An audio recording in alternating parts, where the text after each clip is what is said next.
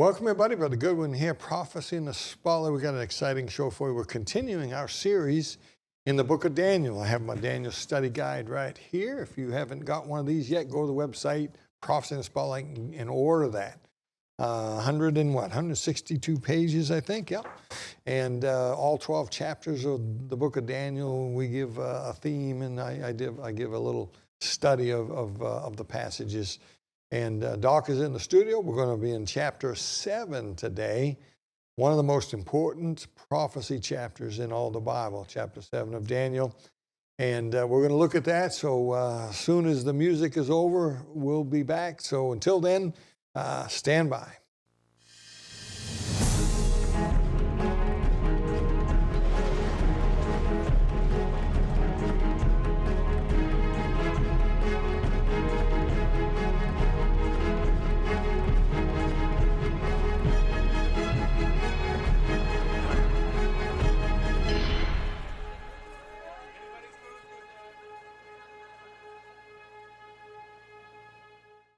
Hey, good to see everybody today. Man, exciting days we're living in, exciting times. We're gonna continue our journey here through the book of Daniel. We've already done the first 6 chapters, and Doc, let's just a couple minute review here. Daniel chapter 1 is really the introduction, but it shows the resolve of Daniel, a young man, teenager. Him and his cousins. He purposed in his heart that he would not defile himself. Character, discipline. Yes. And no wonder God used his life because he was disciplined in that way. And it really is important, our character. Sure is. And our discipline and our resolve to do what's right and live by principle. And he did. He was willing to die for his principles. And he carried it, obviously, all the way through all of his life. Yeah. And there's not one negative, not that he didn't sin, of course he did, but there's not one record of anything in Daniel's life. And an unspoken factor of that is who put all that into his life before he went into captivity. Yeah. Because the captivity happened because of the wickedness of the leadership. Yeah. And so he must have had some good parents. He had some good folks. He had some others that had taken interest. And by the time he's 16 or 17, he's got a good handle on Scripture and with his character. Yeah. I try to tell, in the book, I tried to tell people, decide you're going to be a Daniel. Yes. Decide that you're going to purpose in your heart that you're going to live a certain way and live for God. And what a difference it could make in our communities, our churches, our homes. And that shows up in chapter 2 because God's going to honor that. Yeah.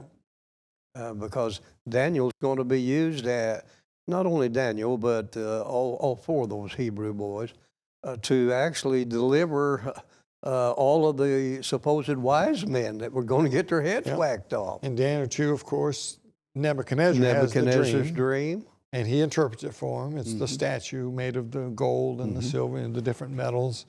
And we spent all the time on that. Daniel 7, that we're going to talk about today, goes back to the same parallel story, to it, just told in a different way. Right. That's pretty interesting.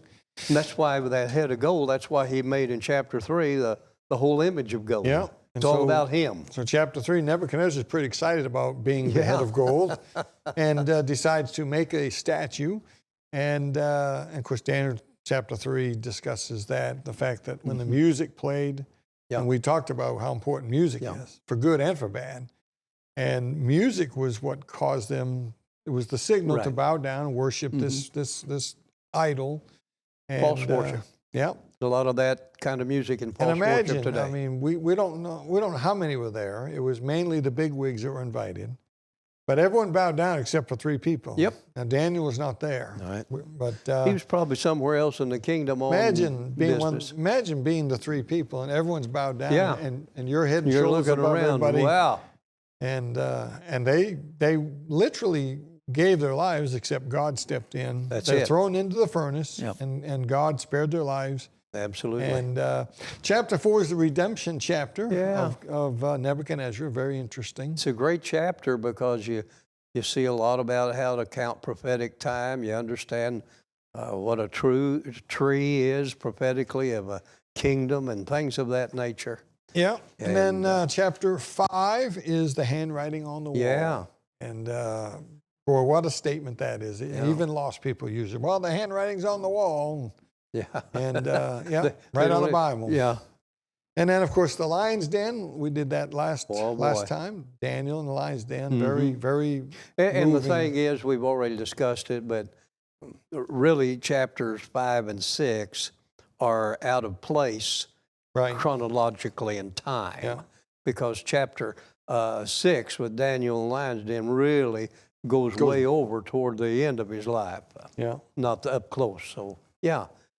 But that brings us to where we are today. Chapter 7, of course, Daniel chapter 2 is the times of the Gentiles from man's perspective. Yes. Chapter 7 is the same story, just told with different symbols. It's the same theme, except the times of the Gentiles from God's perspective. Yeah. Man looks at the kingdoms of this world as power, finances, money, gold, valuable and strong and things of that nature and shiny, like the brass. And we need to understand that. We need to understand what motivates the kings of the world, like Donald Trump and others. And, you know, there's different things for different men that they go after. And but Daniel 7 gives us a different thing. Daniel's given a vision. Daniel doesn't have a dream. He gets a vision from the Lord on this. And he sees the same kingdoms. Yes. Only he sees them as wild beasts. Yeah, because that's how God really looks on Gentile rule, as a wild beast. Yeah. And he uses 4 major different wild beasts. And it's amazing, Dan, when you get over the book of Revelation, these same beasts find their way into that picture of the Antichrist kingdom. And the parallel chapter over there is Revelation 13. I think the 2 verses. It gives these same kingdoms. Yes. Only looks at them backwards from the end to the beginning, obviously because John is looking from the future going backwards. That's right. Daniel is in the past looking forward. We're looking future. And so you see them 4 kingdoms, but you learn in Revelation that the character traits of each of these 4 kingdoms, talking about Babylon, Persia, Greece, and Rome, that final kingdom that we're looking at right now that's coming, that's blossoming right now, the one world kingdom, is going to be made up of attributes of all those kingdoms. It has the character traits of all of those. You can see Babylon in it. You can see Greece. Yes. You know, and boy, a lot of the prophecy guys are into Greece. You know, that kind of stuff, you know, that's not biblical, but they're, you know, but they're going after that stuff. And then the Roman, I mean, you can... Greek mythology is what I'm trying to say. And you can see the Roman in it, in the world today. Even our laws are based on ancient Roman law and culture. And, and of course, in the future is a wild beast like none of the others that we'll probably get to later in the book of Daniel. But it still has all of these character traits kind of fused together. And then, of course, the illustration is the 10 toes. Yeah. The statue gets up and stands upon its feet at in that final kingdom. That's it. And it's mixed with miry clay. Daniel starts with a head of gold and works his way down. But in the end, that whole image, it can't stand without having its feet under it. And those feet and those toes are mixed with miry clay. So there's a weakness there. There's a weakness. Which is interesting. You would think that final kingdom is going to be the most powerful. It is in some ways because of technology. But it's fragile. But yet it's diverse from all the other. There's diversity. We'll get to that when we get there, so I'm going to hold back on something that I'm going to share concerning. But yes. And I heard somebody in one of the hearings yesterday for Trump's cabinet members, and I heard that lady from Hawaii. Oh, Lord have mercy. She said, you know, Dan, diversity, because we in Hawaii know that diversity strengthens. That is a lie. That is an absolute diversity does not strengthen. Well, she doesn't know how to tie her own shoestrings, I don't think, anyway. But diversity weakens. I'm talking about when you got different languages. You put 3 people in a room. Well, that's what's made America great. The diversity came together, but it unified under one language and under one law. But you get all these various languages and all this various cultures, and instead of strengthening, you've weakened it. And that's the end time's going to have a lot of that Yes, in it. it is. This end time kingdom. So, well, let me read just a little paragraph here. And the book of Daniel gives us the entire history of the kingdoms that came into power during the period we call the times of the Gentiles, which begins in Daniel's day, 600 BC, somewhere in there. These kingdoms are spoken of clearly in Daniel chapter 2 and 7 and Revelation chapter 13, verses 1 and 2. We already dealt with the kingdoms in Daniel chapter 2. However, Daniel 7 speaks about the exact same kingdoms, but from God's perspective in heaven, looking down as God sees it. Daniel 2 gives us man's perspective, and Daniel 7 gives us the same world kingdoms from God's point of view. And we deal with that in the end here in my commentary, but we're not going to hit on that. There's really three things. There's economic, there's religious, there's political. There's something about the religious side that Well, that's what you get when you out. get to chapter 17 and 18 of the book of Revelation. Yeah. You get those three entities that are the end time. I put in the book here something that we've shared on our show. It's been a while, but there's an article that I found from 2014. A guy named Brian Schrager, I think I'm saying his name right, September 2014. I found this article way back. He talks about a meeting that Sharon Peres had. Now, Sharon Peres was one of the big leaders of Israel. He passed away during Obama's presidency, I believe. He had a meeting with the sitting Pope, the Pope we have right now. He scheduled a meeting with him. In fact, he was granted a 45-minute meeting with what he calls Catholicism's popular pontiff, a man that Peres asserts is more powerful than the United Nations for advocating peace. It's amazing what Mr. Peres, now he's a Jew. It's amazing some of the statements that he made. I mean, just you wouldn't think a Jew would make these statements, but for instance, he said this, Peres clarified, the Pope is perhaps the only truly respected leader in the world today. We're talking 2014 now. He's lost it now, but yes. Yeah. And I'm not sure he's that respected now. No, he's not. But that remains to be seen. He said the United Nations has had its day. What we need now, this is Peres talking, and he's gone now. What we need is an organization of united religions, a United Nations of religions. That's what we need, another global entity to cause havoc and spread misinformation. Well, that's what they have in the one world church. Yeah. He said accordingly, and he went on, there should be a charter of united religions, just as there is a UN charter. This is what I have proposed to the Pope.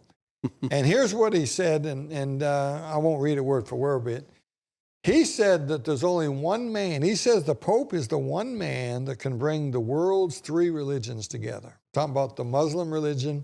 We're talking about Christianity, which to these guys is Catholicism. And he has done a masterful job in that. And the Jewish religion. Those three religions. By the way, what have they all got in common? Yeah, Abraham. And that's why he has brought those three major entities together for the last 3 or 4 years at a set time down in the Ur of the Chaldees at the actual tower at Ur, because that's where Abraham came from. Yeah. And no, he's done a masterful job. The thing is, he is too often the Pope is seen as a leader in Christianity, and that's a misnomer. Catholicism is not Christianity. No. You ask almost anybody in Europe that's a Catholic, are you a Christian? And they'll look at you with a blank face and, no, I'm a Catholic. But over here, because Catholicism is a chameleon, it can become whatever, wherever. A lot of people have that idea, but he has taken what I call pseudo-Christianity, false Christianity, and brought them together, as well as Catholicism together, and he's brought together the not the hardliners, but the softer side of Islam. He has brought them together. Yeah. and along with all of the other offshoots. Now, the common link here that I think people don't think about is Abraham. Yes, absolutely. All three of those major religions point to him as the head, the father of yes. it. And Well, it even our seems New like that's what's Testament going to bring refers them all to it. together somehow. Yeah. And that's what Sharon Perez was. And that's the thought behind this Abrahamic Accords. Same thought behind that. Yeah. I know a lot of people think that the Abrahamic Accords is the fulfillment of some prophetic things of a quote unquote peace treaty. No, there is no peace treaty, folks. Listen, I don't know why our prophecy world out here is always looking for a 7-year peace plan.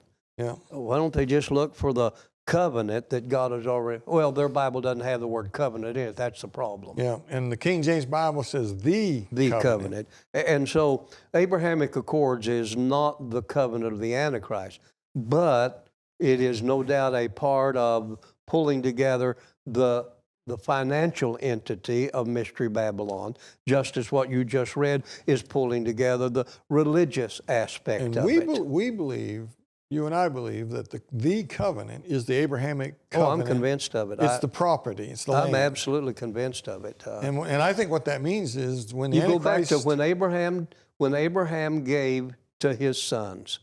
There you go. And when the Antichrist comes on the scene, we're going to be gone. He's going to make an announcement or a statement that the property belongs to the Jews. That's going to do a couple things. One thing it's going to do, it's going to cause the Jews to like him and want him to be part of their. And he's going to help them build the temple. It was just brought up yesterday in one of the, I don't know whether it was the news or a podcast I was looking into, but anyway, they brought up a speech that now Vice President Vance said, and he made a statement in a speech, J.D. Vance did, a few years back, that Israel has the right to build their temple, and there's a time coming when Israel will build that temple. And here's the Vice President, something from his past has been already brought into the future concerning that. Yeah. Yeah. Now, he's about the right age maybe to make that Antichrist bid, but not the one we have now, but anyway. He's going to earn their friendship and trust. Yes. He's going to save them, I believe, from the Ezekiel 38 war, which is right around the corner. Or at least he's going to take credit for it. Yeah. And I think he'll have a big part in it, and he's going to be crowned for that. I think he goes and makes the announcement that property belongs to them Jews, and here's why, probably even quote the Bible. And, they're going to like, by the way, look what's happened in the last year in Israel. They have wiped out many of them. Oh, my goodness. At least the ones close to them. Psalms 83, I think, but it's still taking place. Not all of the players of Psalms 83 have had a major role, but just the last 2 weeks, Israel now has gone into what's called the West Bank, Judea, Samaria, and they are now wiping out Hamas and that out of that area. That's the final plague, in my mind, of the entities that are a part of Psalms 83. So let's make sure the viewers understand the bigness of this right here, this chapter, them 4 kingdoms. Yes. Those 4 kingdoms, and I know we say it starts in 600 BC with Babylon, but really Babylon has its roots back into Genesis. The reason why, though, it starts in 6 BC, or somewhere on that, right at that point, is because God starts counting Gentile time in its relationship to the trampling of Jerusalem under their foot. Jerusalem is not sovereign from that time all the way till 1948, basically. If you still think they're sovereign, who brokered the peace treaty or the ceasefire right now? Yeah, it wasn't them.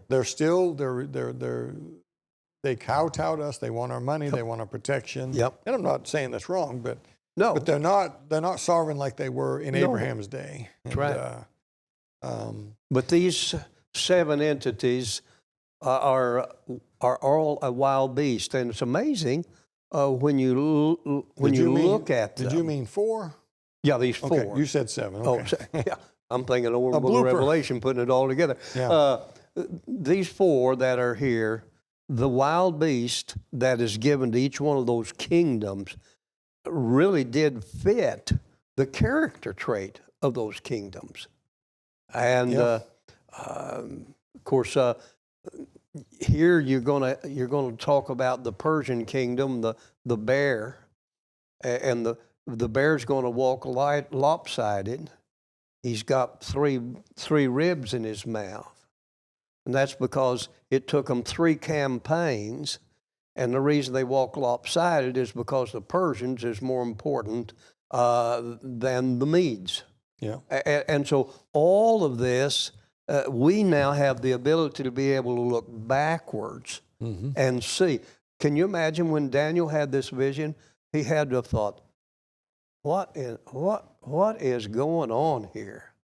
Yet whenever that third campaign took place and the Medo-Persians took care of what we talked about with the writing on the wall, when they came in and took over, Daniel must have thought, that's exactly what I saw. Yeah. Yeah. Yeah, and so these kingdoms they're still there. They just lost some prominence, Yes. but they're still there. The And character traits have never gone away Right. from Gentile rulership. and they're coming back stronger, and they're going to come together Yes. and be one wild beast, yes. Yeah, because that's what the Antichrist Because kingdom. when you get to chapter 13, you see all of these heads, and my goodness, Yeah. it's going to be one wild thing. If you think it's bad now, folks, well, you're not going to see it, because if you're born again, you're going to be in the rapture. You're not going to see the full thing riding. But I'm telling you, we're Yep. watching it come into shape now. Daniel 2, Nebuchadnezzar dreamt of the 4 kingdoms of the world as precious metals in the form of a statue. Daniel 7 reveals the same world empires. God described them as wild beasts, and Yes. we'll explain some of that in just a second here. Revelation 13 describes the kingdom of Antichrist and how it will have qualities from each of the 4 kingdoms of the past. Satan is also likened unto a wild beast, a dragon. The dragon. He gives these kingdoms their power, the final kingdom with all remember, he's the God of this world. He gave them their power as they were reigning, and he's going to give them all that final power. Yeah, and the final kingdom with all the diversity and cultural manifestations of the prior world kingdom must be in place and ready to be ruled before Christ takes us out of here. And that's what's interesting. It's all happening right now. And The we're AI, watching it. You're watching the entire stage set for the Antichrist to take charge. 2 or 3 things here that happen at the end time. The cashless economic system. Yes. We're just about. The truth is, we're cashless now, but we Yes. still have. We still tangible money. we still have fiat money. But very little But great- business of the world takes place with and paper or with coin. passing them almost every day, everybody's pushing you to, I get in a line at Walmart, and some dear elderly person still yet writing out a check, Yeah. and most of it is self-checkout now. a lot of it, they're forcing you to it. And- But I'm just amazed at those that are still stuck in 40 years ago, Now, but it's changed. another symptom of the end, cashless society, diverse seed. That's not talking about fallen angels, half-breeds, and all that's a bunch of nonsense. It's talking about Babylon, Yes.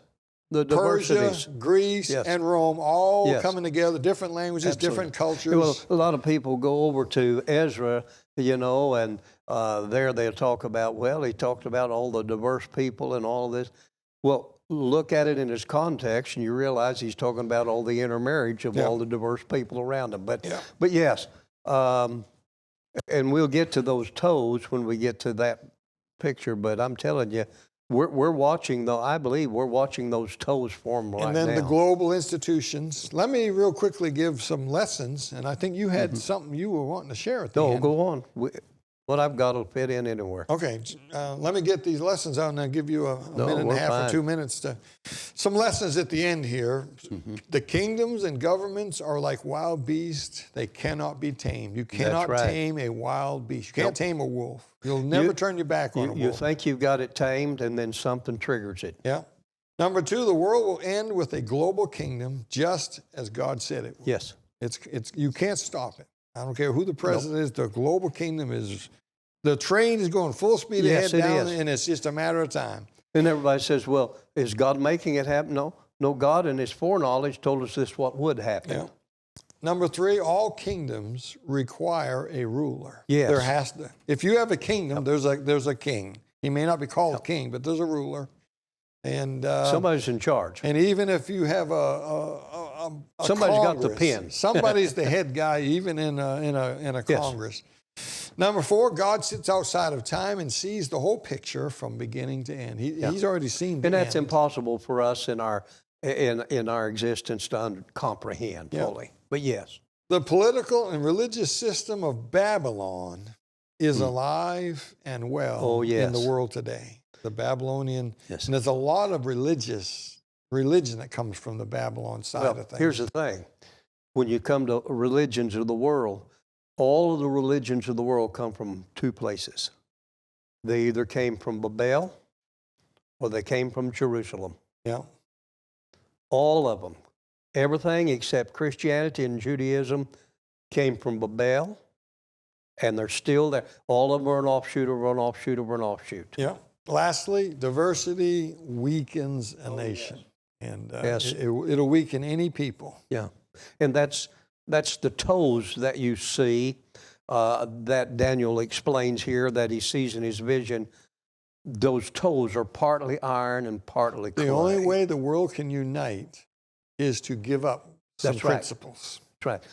The word for clay there is not molding clay. The word for clay there is burnt pottery. And so it'd be like this pottery right here. If I broke this, dropped and broke it, I could try to glue it all back together. I could put all the pieces back together, but it would never be as strong. So what's happened when Daniel saw that legs of iron on top of those, that's the Roman Empire. Well, there was a period of time when the Roman Empire split off between the East and the West. Mm-hmm. And you're watching what was in the East now was the Byzantine side, which became the Islamic side, which you're watching now, the Islamic iron of the world, getting together with the broken pieces of the Roman European Union, and it's not amalgamating very good, so it's not very strong. Yeah. And that's where we are. Did you get your thing in Yeah, there? that's what I wanted, Okay, good. wanted to cover. I was hoping Yeah. I didn't make you miss out on that. No. Folks, I hope you're ready to meet the Lord because this thing is going downhill fast. Amen. The train is headed towards the station. It's picking up speed. You better know the Lord. If you need any help with that, contact us. Yes. Until next time, keep your eyes on them skies.